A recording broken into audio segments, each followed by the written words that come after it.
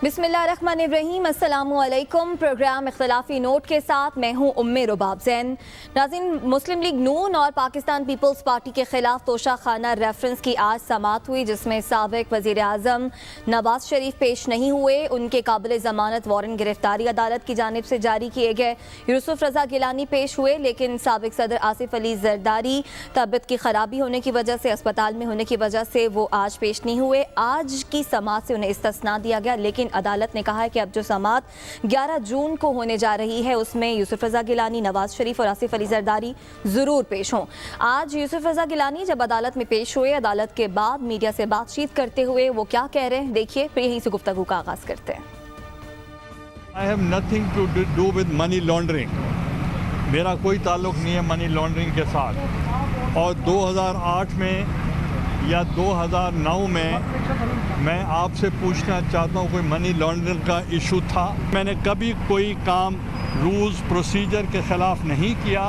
मैं नायब ज़्यादा नहीं हूँ, नायब ज़दा हूँ।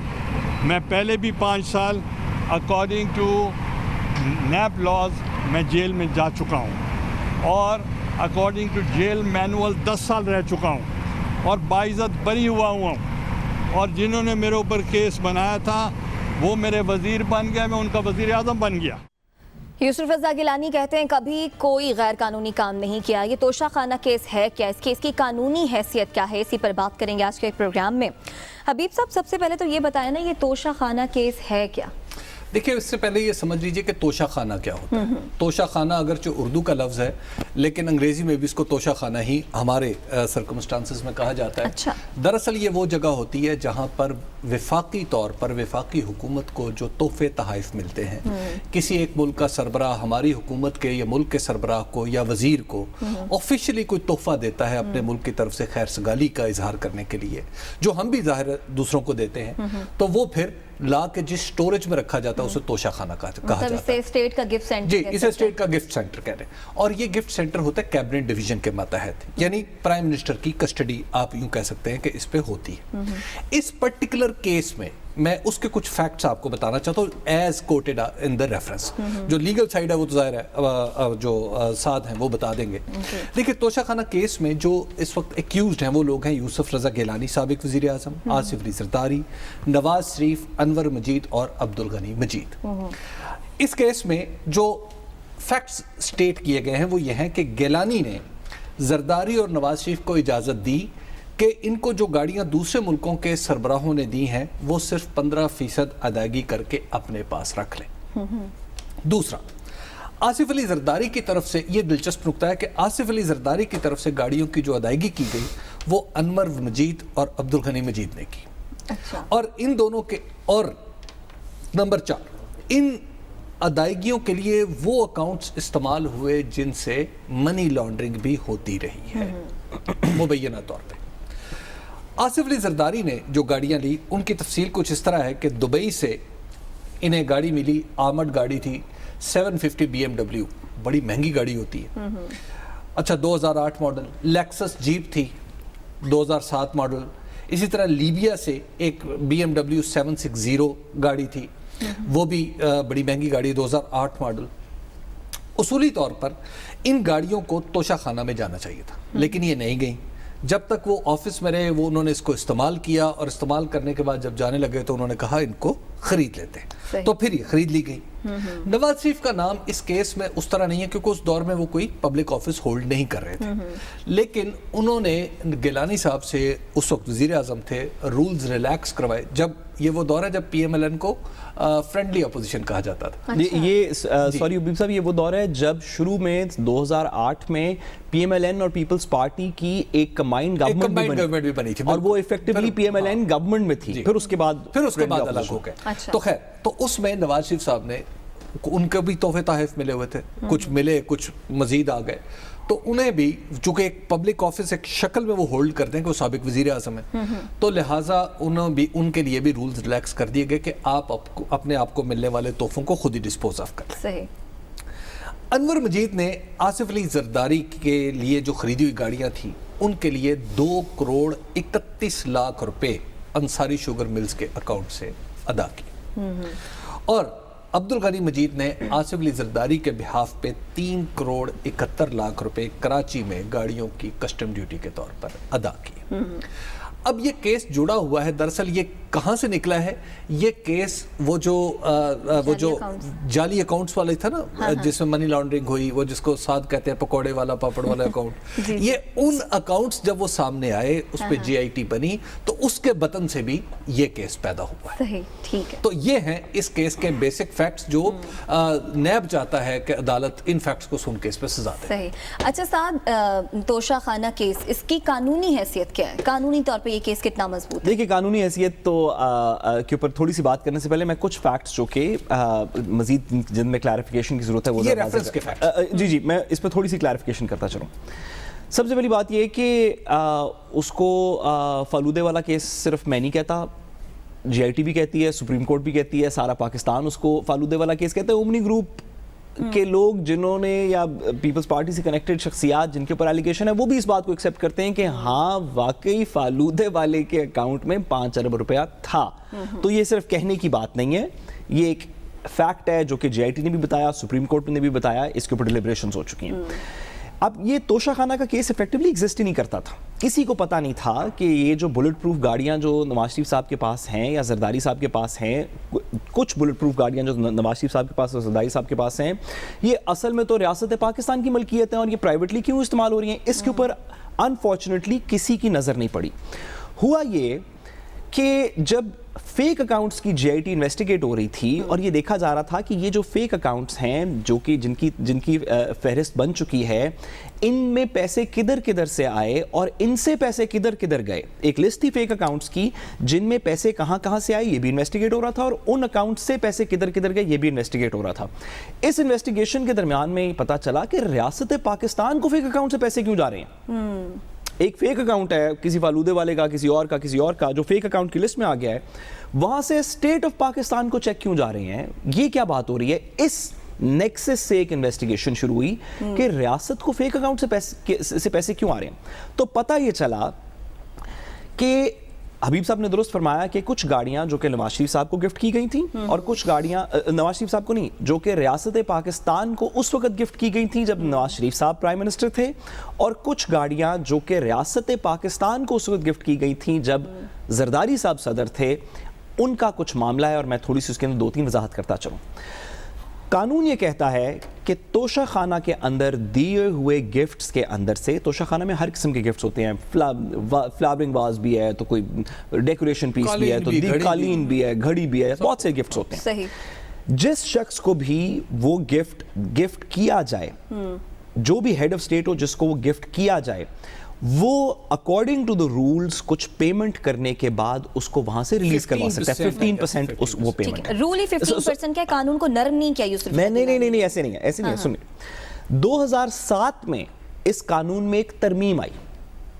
ترمیم نے یہ کہا کہ اب کے بعد باقی چیزیں توشہ خانہ کی تو ریلیز کی جا سکتی ہیں 15% پہ، لیکن گاڑیوں کو توشہ خانہ سے ریلیز نہیں کیا جائے گا. جس کسی کو بھی گاڑی ملے گی وہ ریاست پاکستان کی ملکیت ہوگی، ریاست پاکستان ہی کی ملکیت رہے گی. اور کسی کو چاہیے فل پیمنٹ. گاڑیاں نہیں بیچی جائیں گی. جو بھی ہیڈ آف اسٹیٹ ہوگا، اگر آج ابو دھابی نے پاکستان کو ایک پول آف کارز کے اندر ہوگی، اگر آج ابو دھابی کا head of state Imran Khan صاحب کو گاڑی ایک گفٹ کرتے ہیں کیونکہ وہاں پہ جاتے ہیں، تو عمران خان صاحب اس کو 15% دے کے گھر نہیں لے جائیں گے. جو بھی وزیر اعظم آئے گا فرام ٹائم ٹو ٹائم وہ اس کو استعمال کرتا رہے گا. جو گیلانی صاحب کے اوپر جو کیس ہے وہ یہ ہے کہ جب قانون میں یہ ریلیکسیشن الاؤڈ نہیں تھی تو آپ نے کیوں کی. دوسری بات یہ کہ جب گیلانی صاحب جب یہ ریلیکسیشن ہو گئی اور زرداری صاحب کو پیمنٹ جانی تھی، زرداری صاحب نے پریزیڈنٹ صاحب سے انہوں نے کہا، سوری ایک جملہ، زرداری صاحب پریزیڈنٹ صاحب تھے، انہوں نے کہا کہ جی ٹھیک ہے ریلیکسیشن کر دیں، پرائم منسٹر نے ریلیکسیشن کر دی. تو وہ جو 15% دینا تھا وہ بھی زرداری صاحب نے خود نہیں دیا، وہ ایک فیک اکاؤنٹ کے سے ریاست پاکستان کو 15% کو فیک اکاؤنٹ سے بینظیر صاحب کے زرداری صاحب کے دیے. نیب نے تفتیش کی تو انہوں نے کہا کہ انہیں تو یہ تحفتاً ملی تھی گاڑیاں. بہرحال اسی پر بات کریں گے. مسلم لیگ نون کے سینئر رہنما احسن اقبال ہمارے ساتھ موجود ہیں. احسن اقبال صاحب، آج جب سماعت ہوئی تو نواز شریف کی طرف سے کوئی بھی پیش نہیں ہوا اس سماعت میں، لیکن اب 11 جون کو عدالت نے حاضری یقینی بنانے کا کہا ہے. تو کیا اسٹریٹجی ہے، کس طرح سے لڑیں گے آپ اس کیس کو؟ دیکھیے پاکستان مسلم لیگ نون تو پہلے دن سے ہی ان مقدمات کا سامنا کر رہی ہے اور آپ کے سامنے اب آ چکا ہے. میں ایک بار پھر دہراتا ہوں کہ ہم نے اپنے 5 سالوں کے اندر پاکستان کی تاریخ کا سب سے بڑا ترقیاتی منصوبوں کا پورٹ فولیو عمل درآمد کیا ہے. پاکستان کی پوری 60-65 سال کی تاریخ میں 18,000 میگا واٹ بجلی پیدا کی گئی اور ہمارے 5 سالوں میں 11,000 میگا واٹ کے ہم نے منصوبے لگائے. اسی طرح 2,000 کلومیٹر موٹر ویز بنائی, سی پیک بنایا. میں نے بحیثیت پلاننگ منسٹر تقریباً 2,200 ارب روپے کے منصوبے ان کی نگرانی کی ہے. آج تک یہ حکومت ثابت نہیں کر سکی کہ ان 3,200 ارب میں سے کسی ایک منصوبے میں کوئی کمیشن لیا گیا ہو, کوئی کیک بیک لی گئی ہو.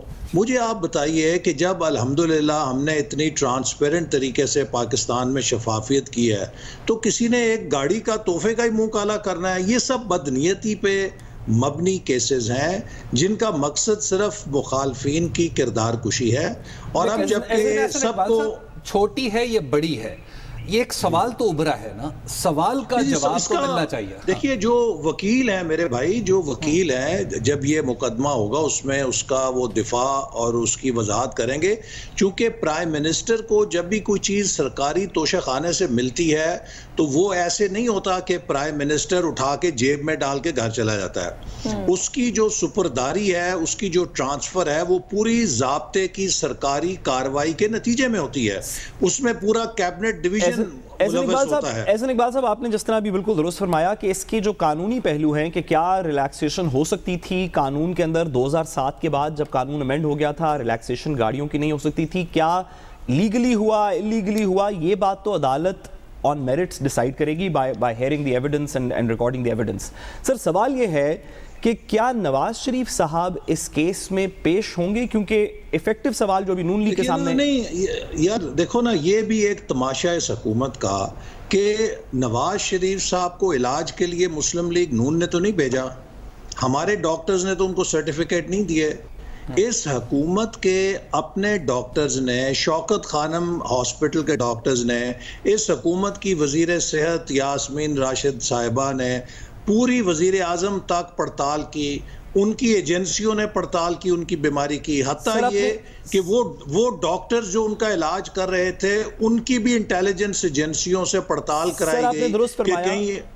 تو جب وہ علاج کے لیے گئے ہوئے ہیں, پاکستان کے ہر شخص کو معلوم ہے کہ وہ علاج کے لیے عدالت کی اجازت سے گئے ہوئے ہیں.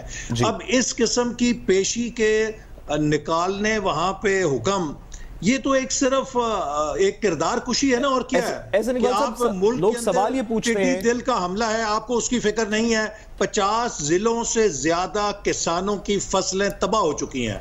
کرونا کے اوپر 2,000 سے زیادہ بندے متاثر ہو رہے ہیں اور 50 سے اوپر پہلی دفعہ کیجویلٹیز کی فگر جا چکی ہے. سر آپ نے درست فرمایا, سوال لوگ یہ پوچھتے ہیں کہ نواز شریف صاحب جب گئے تھے, حکومت کی پرائرٹیز کیا ہے سر, اگر سوال سنیجئے کہ نواز شریف صاحب جب گئے تھے تو انڈرسٹینڈنگ نون لیگ کی طرف سے یہ تھی, عدالت کے اندر بھی, عدالت کے آرڈرز میں بھی اور فیڈرل گورنمنٹ کو بھی, لیکن عدالت کے آرڈرز میں بھی, کہ یہ ایک ٹیمپرری علاج کی ایمرجنسی دکھانے کے لیے گئے, جس وجہ سے اس کو پہلے 4 ہفتے پھر 8 ہفتے کے لیے باؤنڈ کیا گیا. اور آپ نے جو پرمیشنز لی گورنمنٹ سے وہ بھی اسی طرح پارشل ایکسٹینشن کی لیں. کوئی فورسیبل ڈیڈ لائن ہے جس میں وہ ٹیمپرری پرمیشن جو عدالت سے کہا گیا کہ ٹیمپرری جا رہے ہیں وہ اس میں واپس آئیں گے؟ پہلی بات میرے بھائی یہ ہے کہ نواز شریف صاحب کو اجازت دی گئی ان کی بیماری کی سنگینی کے حوالے سے اور ڈاکٹرز کے بورڈ کے یہ کہنے کے وجہ سے کہ ان کے اس علاج کے لیے پاکستان سے باہر بہتر سہولت ہے. تیسری بات اس میں یہ شامل ہے جو عدالت نے بھی کہی ہے کہ ان کی واپسی کو مشروط کیا گیا ہے ان کے معالجین کے سرٹیفیکیشن سے, کہ جب ان کے معالجین مطمئن ہوں گے کہ اب یہ صحت یاب ہو چکے ہیں اور یہ ٹریول کرنے کے لیے واپس جانے کے لیے تیار ہیں. یہ تو اب اللہ جانتا ہے یا وہ ڈاکٹر جانتے ہیں, میں تو نہیں کہہ سکتا اس کے بارے میں. احسن اقبال صاحب, ایک آپ جیسے آپ فرما رہے ہیں کہ ایک سیاسی حملہ ہے, یا آپ کی جماعت کے اوپر، آپ کے قائد کے اوپر. تو اس کا چلیے ہم اس کو سیاسی حملہ ہی فرض کریں تو اس کا ایک پولیٹیکل آنسر آنا چاہیے کچھ فیکٹس کے ساتھ. تو وہ بھی پی ایم ایل این کی طرف سے نہیں آ رہا کہ آخر وہ کیا اشیاء تھی جو نواز شریف صاحب نے ایکوائر کی. بات یہ ہے کہ یہ اب آپ مجھے بتائیے کہ ایک پولیٹیکل آنسر تو اس کا سب سے بڑا قوم خود دیکھ چکی ہے. میں 2.25 مہینے جیل بھگت آیا ہوں. کیا کیس تھا؟ تماشا بنا لوگوں کے سامنے. شاہد خاقان عباسی تقریباً 1 سال سے اوپر بھگت آئے. تماشا بنا، جھوٹا کیس ثابت ہوا، اس کی کوئی بنیاد عدالت کے سامنے پیش نہیں کر سکے. سعد رفیق تقریباً 1.5 سال جیل کاٹ آیا. سپریم کورٹ کے سامنے تماشا بنا نیب کا، کوئی ایک سالڈ بنیاد نہیں پیش کر سکے. رانا ثناء اللہ صاحب جیل کاٹ آئے ہیں، اور جتنا بڑا تماشا ان کے کیس کا ملک کے اندر اور باہر بنا ہے شاید کسی کا نہیں بنا. وہ تو کامیڈی تھیٹر بن گیا ایک پورا. اسی طرح مفتاح اسماعیل، اسی طرح حمزہ شہباز تو ابھی تک اندر ہیں، اور دیگر لوگ جو ہمارے جیلوں سے ہوا ہے. سب سے بڑی پولیٹیکل سٹیٹمنٹ تو یہ ہے کہ ہم سب کے کیسز نے آج پاکستان کے ایک عام آدمی کو یہ سمجھا دیا ہے کہ یہ تمام انتقامی ہتھ کنڈے ہیں، یہ جھوٹے کیسز ہیں. حکومت کارکردگی دکھا نہیں سکتی، اس کے پاس پلے کچھ اور ہے نہیں. وہ جب دباؤ میں آتی ہے 1-2-4 اپوزیشن والوں کو اندر کر دیتی ہے. ٹھیک ہے، بہت شکریہ. مسلم لیگ نون کے رہنما احسن اقبال ہمارے ساتھ موجود ہے. انہیں لگتا ہے کہ یہ انتقامی ہتھ کنڈے چونکہ حکومت پرفارم نہیں کر پا رہی تو لہٰذا اس طرف دھیان دے رہی ہے. پیپلز پارٹی کے سینئر رہنما قمر زمان قائرہ صاحب ہمارے ساتھ موجود ہیں. بہت شکریہ قائرہ صاحب آپ کے وقت کا.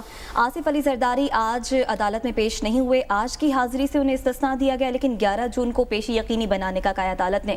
اس کیس کو کس طرح سے ڈیفینڈ کریں گے عدالت میں آپ لوگ؟ کیا اسٹریٹجی ہے پاکستان پیپلز پارٹی کی؟ اور سر کیا زرداری صاحب پیش ہوں گے 11 تاریخ کو آپ کی انفارمیشن کے مطابق؟ اب مجھے کوئی انفارمیشن نہیں ہے، فیصلہ تو وہ اور ان کی ٹیم کرے گی کہ وہ کیسے ہوں گے. لیکن زرداری صاحب کبھی بھی مقدمات میں فرار والا راستہ اختیار نہیں کرتے. وہ ہمیشہ عدالتوں کا سامنا کرتے ہیں اور عدالتوں سے نہیں لڑتے، عدالتوں میں اپنے کیس لڑتے. اور ہمیشہ انہوں نے عدالتوں کو پیش کر کے اپنے کیسز کا دفاع کیا ہے. جہاں تک یہ تعلق ہے اس کیس کا، یہ پاکستان میں کوئی نیا ایشو نہیں ہے. بہت عرصے سے یہ ایک ایشو تھا. جب سے یہ حکومت آئی انہوں نے آنے سے پہلے بھی یہ چھیڑا تھا. اور توشہ خانے سے جو گیسٹ لیے جاتے تھے، مجھے ایگزیکٹلی نہیں پتا کہ زرداری صاحب نے کس قیمت پہ لیا، لیکن اس کی ایک سرکاری قیمت ہوتی ہے. اور وہ قیمت جب بھی کوئی بندہ کوئی ہیڈ آف گورنمنٹ لینا چاہتا ہے، ہیڈ آف اسٹیٹ، تو وہ سرکاری قیمت جمع کرا کے لیتے رہے ہیں. یہ ایک پاسٹ ہسٹری ہے پوری پاکستان میں. کسی ایک فرد جس کا نام آصف زرداری ہے یا میاں نواز شریف ہے، یہ صرف انہوں نے نہیں لیے ہوئے، بلکہ ماضی کے حکمرانوں نے بھی توشہ خانے سے اس طرح کے تحائف جو ہیں وہ قیمتیں ادا کر کے لیے. اب اس قیمت کا تعین کیسے ہوتا تھا، یقیناً گیلانی صاحب نے بھی اس پہ بات کی ہے، باقی لوگوں نے بھی کی ہے کہ انہوں نے جو فیصلے کیے وہ ملکی قانون کے مطابق کیے. لہذا عدالتوں میں یہ کیس کسی طرف نہیں لگیں گے. ہاں، یہ میڈیا کنزمپشن کے لیے لوگوں کے پاس ایک خبر دینے کے لیے بات ضرور ہے. آپ کو یہ لگ رہا ہے کہ یہ پھر کیس جو ہے انفیکٹ عدالت میں پروو ہی نہیں ہو سکے گا، اس میں کسی قسم کی بدعنوانی شاید نظر نہ آ سکے.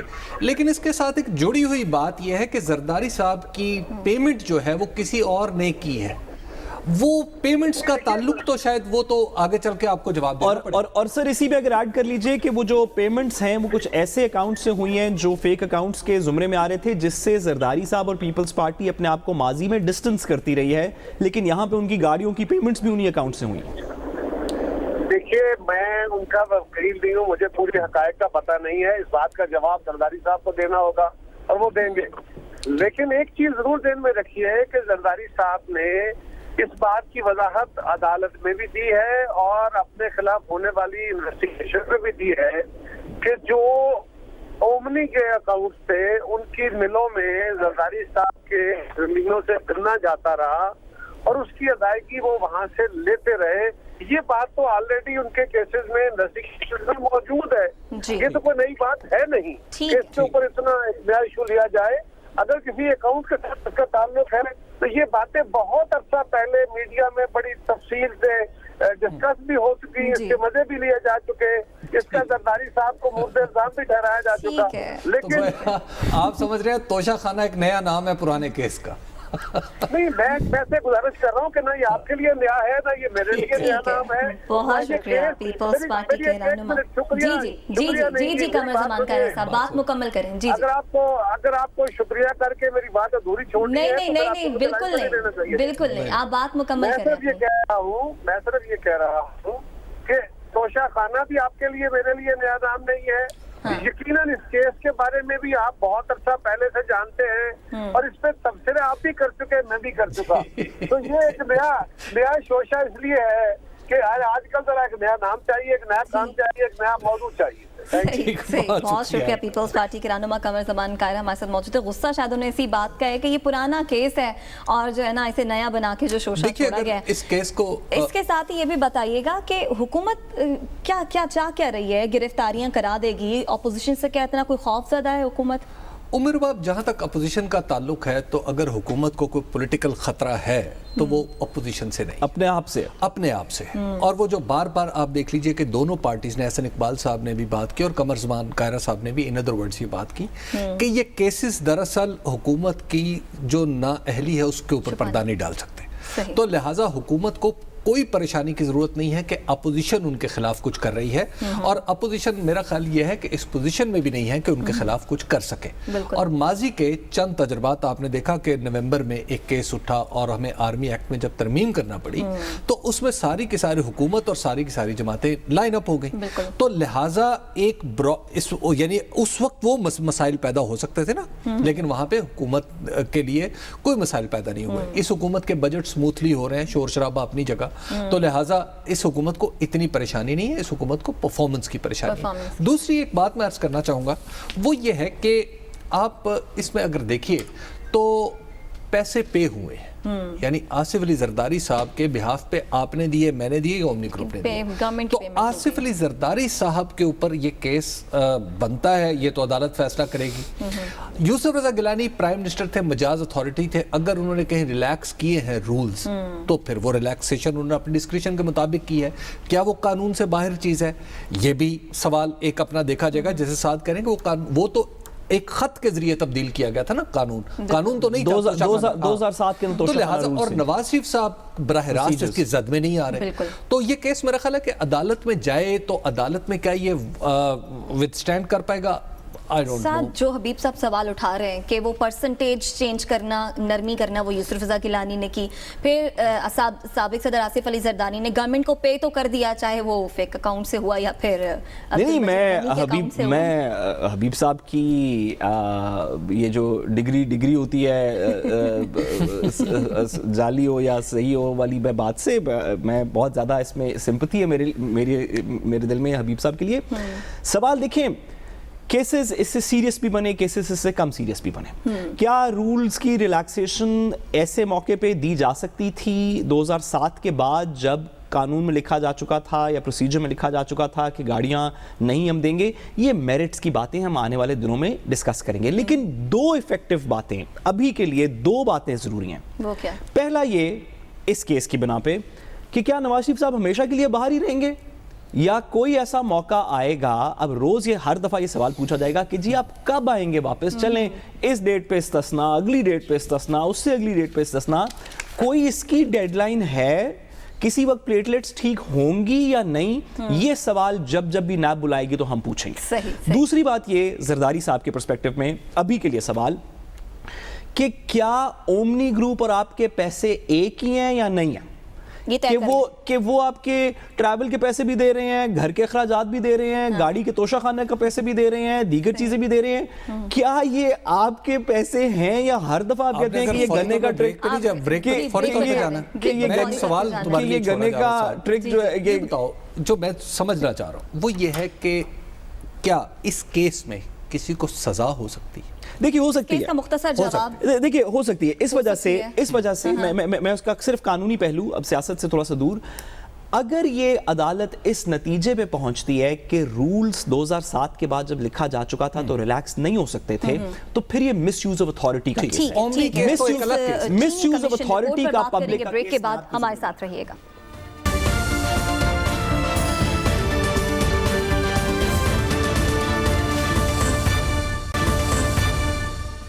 वेलकम बैक नाज़रीन। चीनी कमीशन रिपोर्ट की बात करेंगे। रिपोर्ट तो बन गई हैं, सिफारिशात भी तय हो गई हैं। सवाल यह है कि क्या इन सिफारिशात पर अमल दरामद हो पाएगा या नहीं। जो जिम्मेदार ठहराए गए हैं उनके खिलाफ एक्शन लिया जाएगा तो किस तरह से। साथ ही साथ जहांगीर तरीन कह रहे हैं कि उन पर जो इल्ज़ामात लगे हैं उन तमाम इल्ज़ामात को गलत साबित करेंगे। इसी सारी सूरत हाल पर बात करेंगे। हबीब साहब, ये रिपोर्ट बन गई, इस रिपोर्ट में एक्शनेबल जो चीज़ें हैं उन पर क्या एक्शन लिया जाएगा और वो चीज़ें हैं क्या, फ़ायदा कैसे उठा सकते हैं इस रिपोर्ट पहले तो से? मुझे आपकी इब्तदाई सवाल पे ऑब्जेक्शन है। वो ऑब्जेक्शन ये है कि इस रिपोर्ट में सिफारिशात कहाँ पे हैं। ये मैंने पूरी रिपोर्ट पढ़ी है। शुक्र है हबीब साहब ने ये नहीं कहा कि ये इसको रिपोर्ट नहीं कह सकते। इसमें एक अलग सिफारिशात के हवाले से तो कोई बात नहीं की गई, एक अमूमी सी बात की गई है जो किसी भी बिजनेस के ऊपर लगा लें कि ठीक हो जाएगी, तो लिहाजा वो सिफारिशात तो कोई भी आप भी बना के दे दो तो ठीक है। और दूसरी है कि इस सवाल का जवाब भी नहीं मिला कि जिम्मेदार कौन है।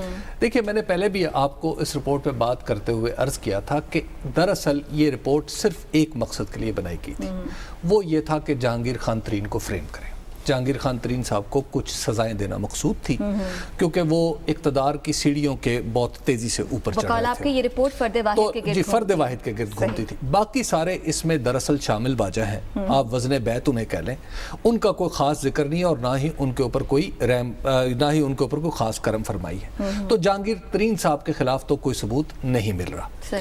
दूसरी बात यह है कि इसमें इस रिपोर्ट में कोई ऐसी चीज़ नहीं है जिसके मुताबिक आप कह दें। सिफारिशात बहुत सारी हैं, यानी ये सिफारिश ज़रूर की है कि नैब इस पे केस बना दे, इस पे FBR बना दे, लेकिन बात यह है कि जब आप वो पढ़ते हैं तो फिर वो केस के अंदर से तोशा खाने निकलता है कि भाई इसके ऊपर अगर नैब और FBR हरकत में आ गए तो साबित क्या करेंगे। तीसरी बात यह है इसमें कि इस रिपोर्ट में एक चीज़ बड़ी ही अहम है जिस पे मेरा ख्याल ये है कि वो ज़ाहिर है हुकूमत तो उस पर नहीं बोलेगी। वो ये है कि इसमें हमारे इदारों का बाकायदा तौर पर उनकी फ़ैसला साजी को उनकी मौकरी की गई है, उनका मजाक उड़ाया गया, जो मेरा ख्याल है किसी भी हुकूमत के लिए बहुत ही तौहीन आमेज़ ये बयानात है। जब अफसर उठ के कहने लगे कि फ़लाँ वज़ीर का बयान मुझे अनकन्विंसिंग लग रहा है, फ़लाँ का भी नॉट कन्विंसिंग लग रहा है, और एक तफ्तीशी अफसर कहे वज़ीर आला पाकिस्तान के सबसे बड़े सूबे के वज़ीर आला के बारे में कि मुझे ये नॉट कन्विंसिंग लग रहा है। साद रसूल साहब, correct me if I am wrong, क्या नॉट कन्विंसिंग कोई लीगल वर्ड है? आप नॉट कन्विंसिंग कह रहे हैं, मुझे पसंद नहीं, इसका मतलब है कि मुझे पसंद नहीं है। यार, आपने ये पूरे मुल्क में ये रिपोर्ट है आपकी। उसके बाद इस रिपोर्ट में आप कहते हैं कि जनाब ये जो है चीनी की कीमत आपने कहा खुद कैलकुलेट किया 38 रुपए के, पता नहीं 31 रुपए आज मैंने जी कैलकुलेट की। अच्छा भाई, आपकी रिपोर्ट तो अलहामी होती है ना माशाल्लाह, क्योंकि पहले भी हमारे मुल्क में आपकी एक अलहामी रिपोर्ट आ चुकी है जिसको साद रसूल साहब बड़ा पसंद करते हैं और भी कुछ लोग पसंद करते थे। अच्छा, छोड़ देना अब बात, यहाँ से बात आगे फिर आप मुझे कैमरा की फिर दूर खिलाफ वर्जी में ना धकेलें। अच्छा, उसके बाद ये है कि आज मैंने एक मार्केट, लाहौर की एक मार्केट से, गार्डन टाउन वाली मार्केट से मैंने रेट पता किया। चीनी की आज की कीमत है जी 85 रुपये। 85 रुपये।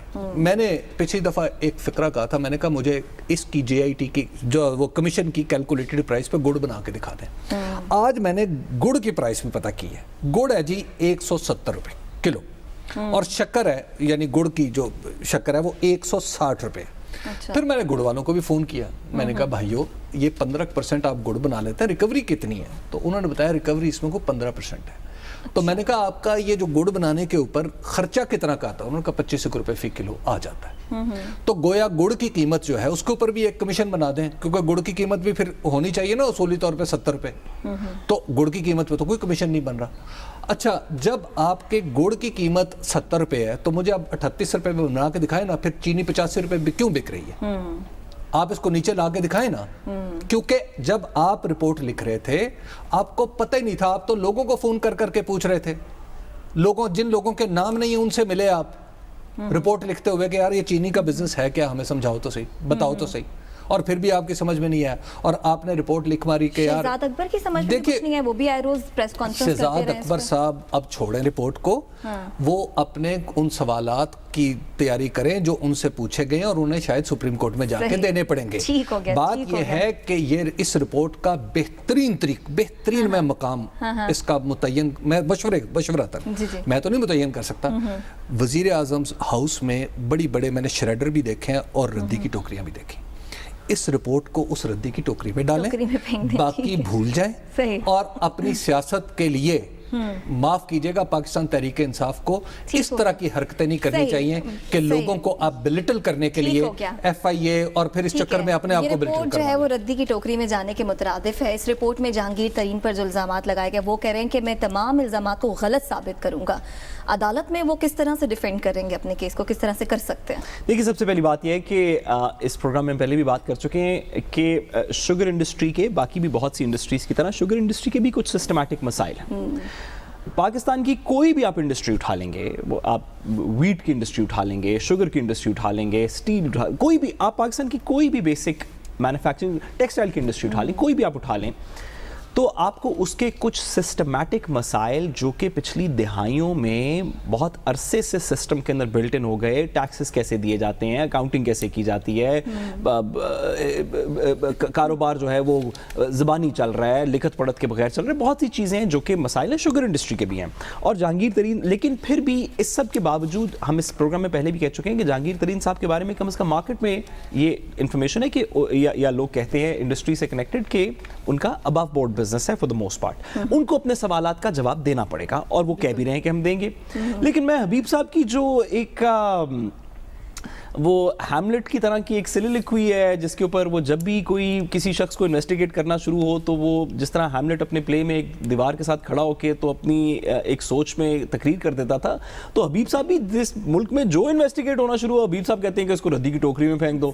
جب باہر کے سیاست انویسٹیگیٹ ہو رہے تھے حبیب صاحب نے کہا وہ نہیں ٹھیک ہو رہے, جب فیک اکاؤنٹس انویسٹیگیٹ ہو رہے تھے حبیب صاحب نے کہا وہ نہیں ٹھیک ہو رہے, آج شوگر انویسٹیگیٹ ہو رہی ہے حبیب صاحب کہہ رہے ہیں وہ نہیں ٹھیک ہو رہی. گزارش یہ ہے کہ ہو سکتا ہے کہ اس رپورٹ میں سے کچھ نہ نکلے, ہو سکتا ہے کہ اس رپورٹ میں سے, اور بڑا افسوس ہے مجھے کہ بائی دی وے کہ جہانگیر ترین صاحب کو پینٹ کیا جا رہا ہے شوگر مافیا کا ایک ڈان کی طرح کی پرسپیکٹو سے. پاکستان کے شوگر مافیا کے ڈان دیگر لوگ ہیں اور وہ حبیب صاحب بھی جانتے ہیں, جہانگیر ترین صاحب جو ہیں وہ شاید نہیں ہیں.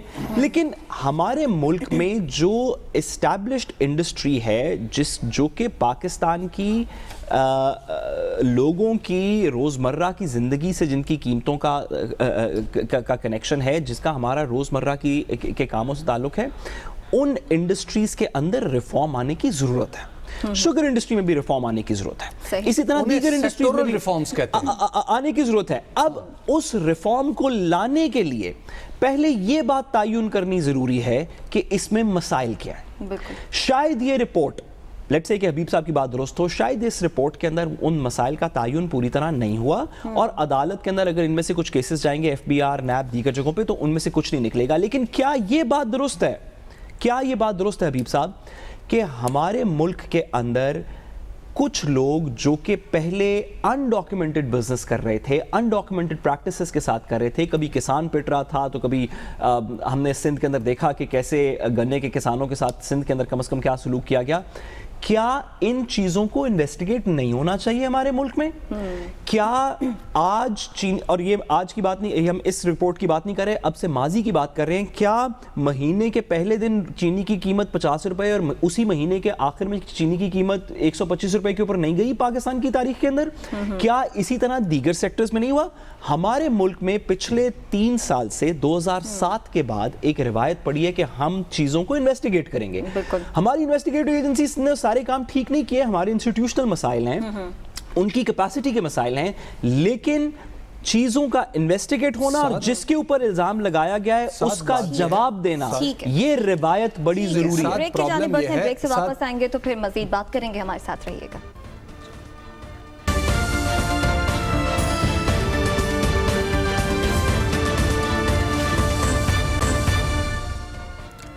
ویلکم بیک ناظرین. پاکستان میں کورونا تیزی سے پھیل رہا ہے اور ایک دن میں ریکارڈ اموات 57 ریکارڈ ہوئی ہیں, جن میں 4 ڈاکٹرز بھی شامل ہیں.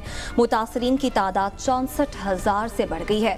ڈاکٹر ظفر مرزا بھی آج کہہ رہے ہیں کہ جناب اموات اور کیسز بڑھنے کا امکان ہے. اس پر میڈیا بریفنگ دیتے ہوئے انہوں نے کیا کہا, دیکھیے پھر یہیں سے گفتگو کا آغاز کرتے ہیں.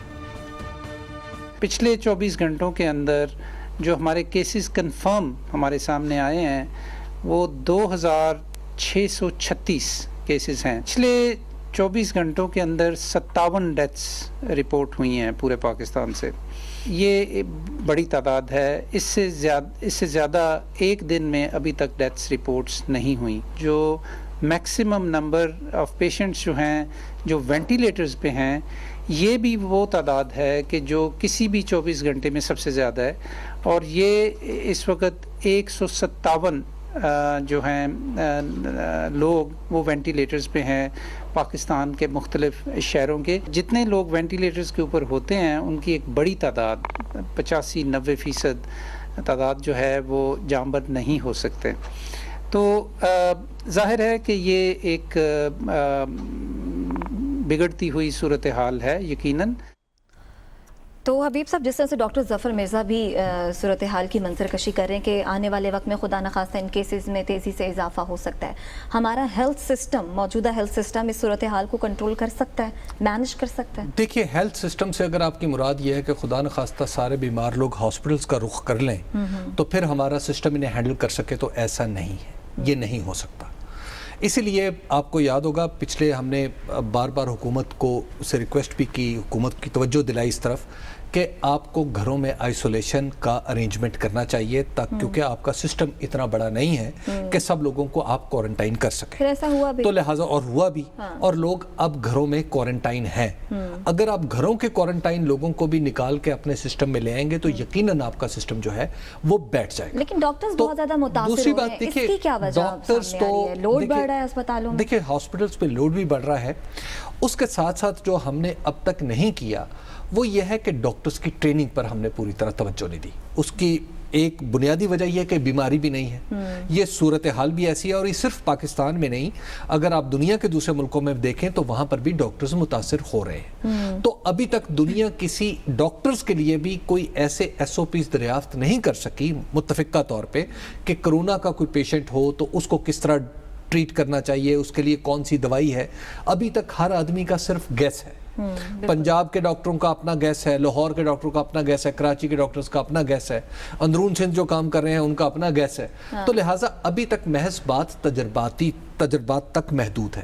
اب میں کچھ ایسے ڈاکٹرز کو بھی 2-4 کو جانتا ہوں, یعنی جو کرونا کے مہلک ہونے سے انکار کرتے ہیں. وہ کہتے ہیں کہ کرونا اتنا ہلاکت خیز نہیں ہے جتنا اس کو پینٹ کیا جا رہا ہے. اب ان ڈاکٹرز کی رائے اپنی جگہ, لیکن ہمارے سامنے ہلاکتیں ہو رہی ہیں اور ڈاکٹرز بھی متاثر ہو رہے ہیں.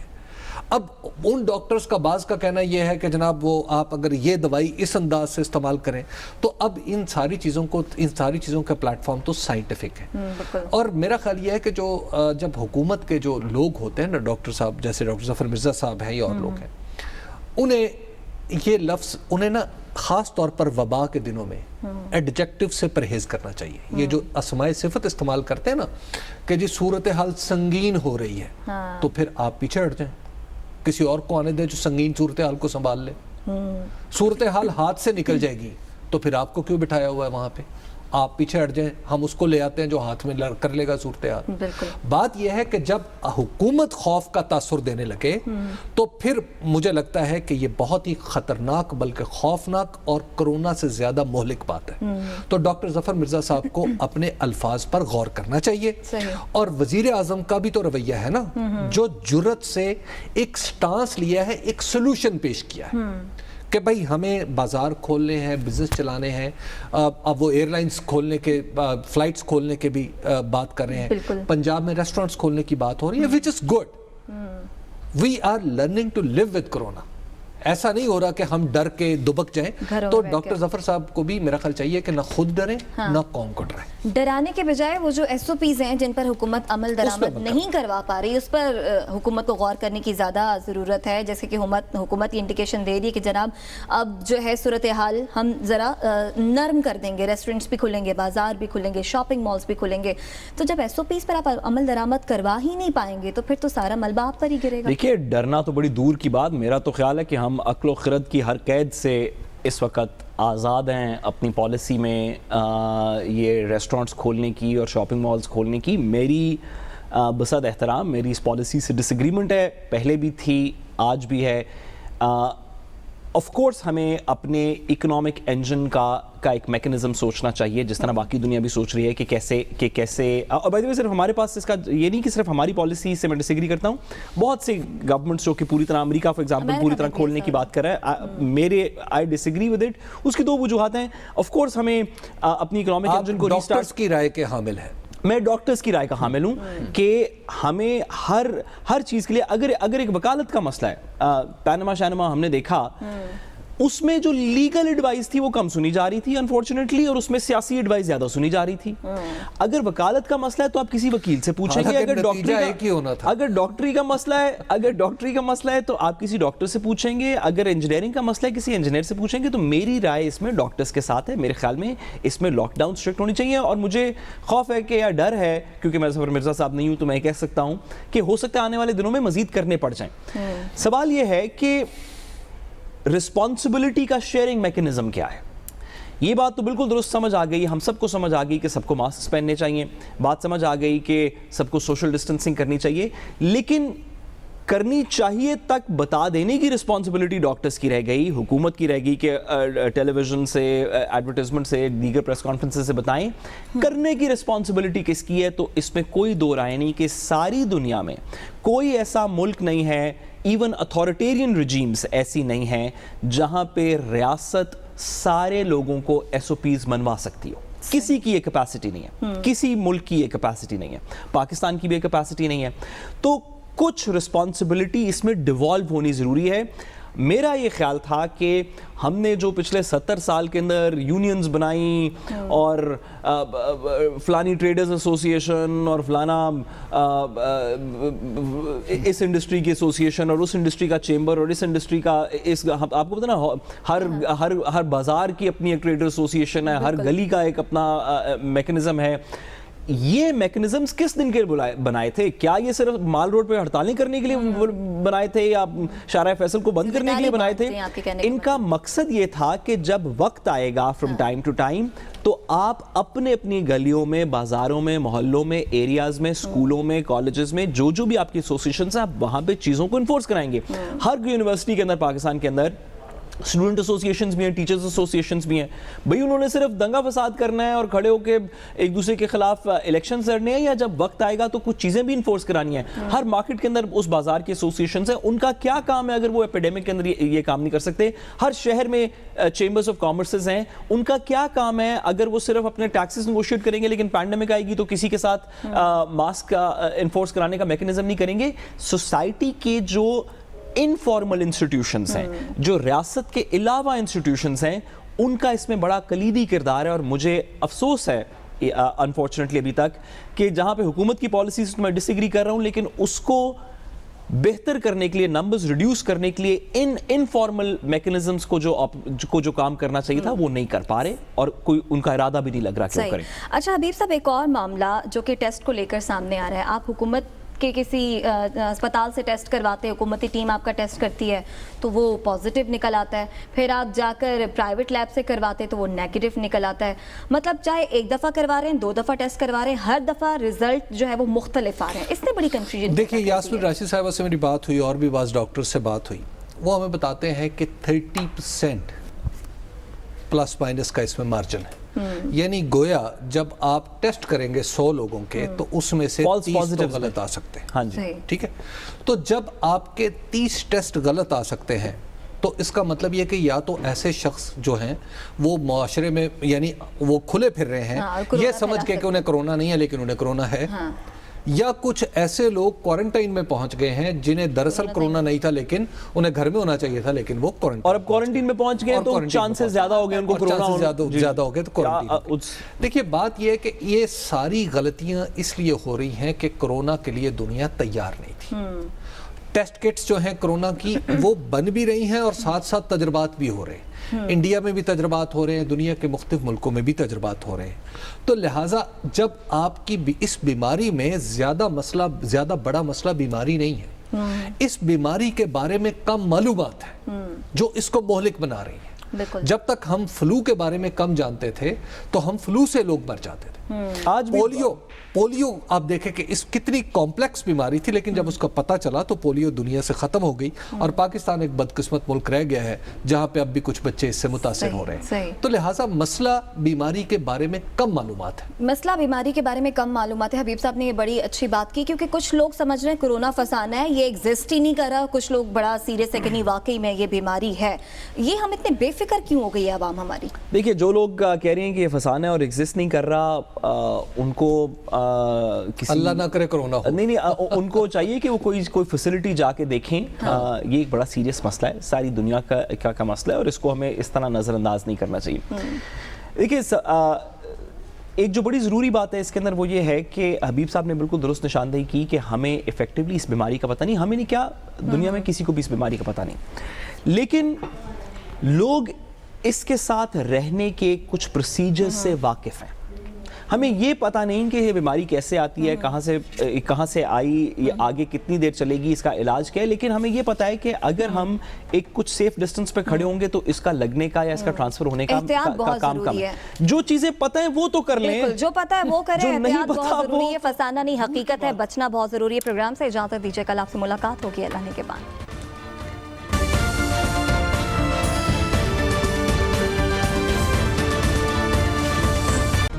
Hi, it's Sayyeda Shanaz here. Thank you for watching Dunya News. For more videos and updates, don't forget to click the subscribe button. Keep watching Dunya News.